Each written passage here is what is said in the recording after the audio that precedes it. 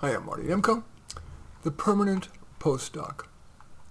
Every year, I go to a prestigious university, and to be safe, I'm not going to name it, to do a number of 45-minute career counseling sessions with its postdoctoral fellows. At the end of the day, while I was debriefing with the lab director who invites me there, I mentioned that I've noticed that over the years, the normative expectation has gone from getting an academic position right after completing the PhD to needing to do a 1 or 2 year postdoc, to now, where they expect to do a 3 or 4 year postdoc. And she replied, I know someone who did a 9-year postdoc. Well, I quipped, he may retire as a postdoc. I don't know if she also was joking, but she said, maybe. Well, when I got home, I pictured what a life of a permanent postdoc might be like, and the advice I would give to a young aspiring researcher. Here's what came to mind. I'm going to tell you this from a first-person perspective.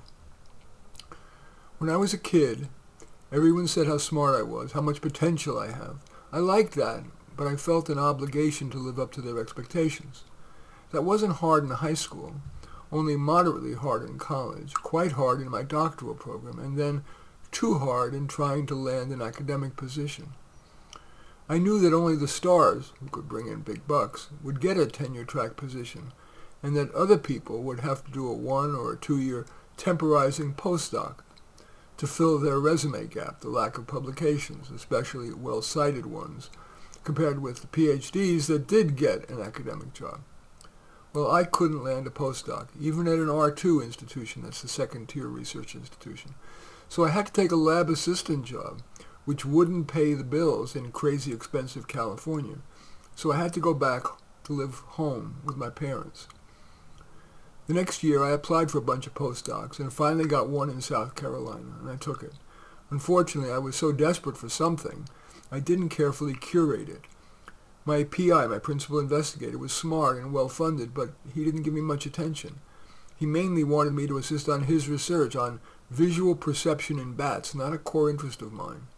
As bad, he wasn't kind. I had spent my life in California, and South Carolina was a cultural shift.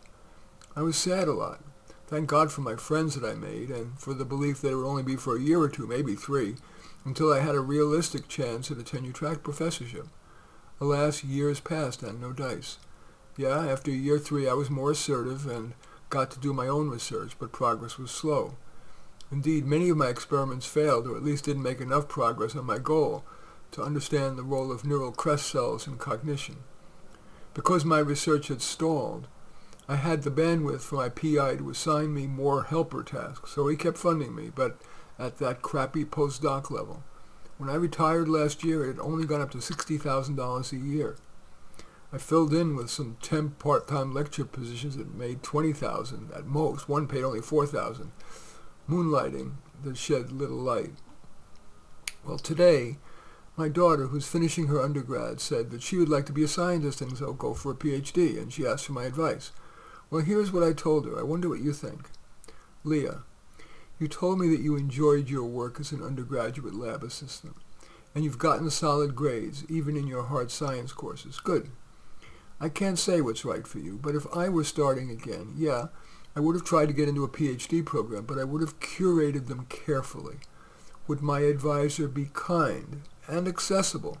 And would he or she allow me at least moderate freedom to craft my own research agenda, even just to do some preliminary readings or low-cost experiments? Once there, I would focus on a fundable area. For example, finding a cure for autism or Alzheimer's, even a partial progress toward a cure.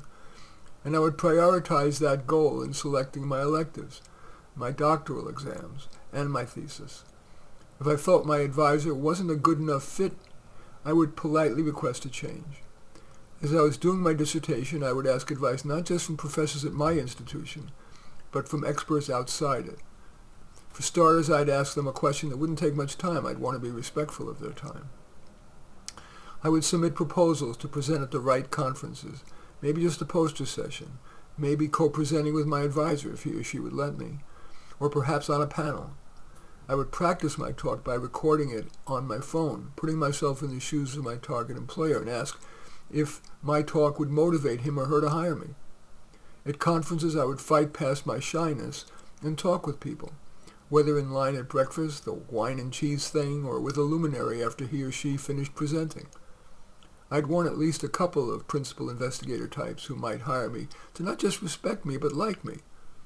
That can make the difference between a finalist and an awardee. And it's also fun to try to be more human, so I would try to be human, not just in awe of the master. I would start submitting papers, and if a reasonable percentage were accepted, I'd be encouraged. If I couldn't land an academic job or a postdoc that I was excited about, I'd look for an industry job. It is not inferior. True, it doesn't have an academic job status, but the pay is usually better, and you're more likely to see your work benefit people in the short to medium term, rather than if you're doing basic research whose practical implications are at best long-term.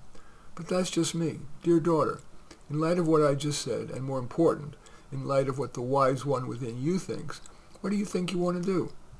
In any event, that's the Permanent Postdoc. As usual, I welcome your thumbs up and accept your thumbs down. I always look forward to your comments, and especially like it if you hit the share button below. Share on your social media so that my efforts can have broader impact. And I am flattered if you choose to subscribe to my channel. And certainly would welcome you taking a look at any of my 36 books. Quasi-relevant is my book, Thought Experiments, but all 36 are on Amazon. In any event, I thank you for watching. I'm Marty Nemko.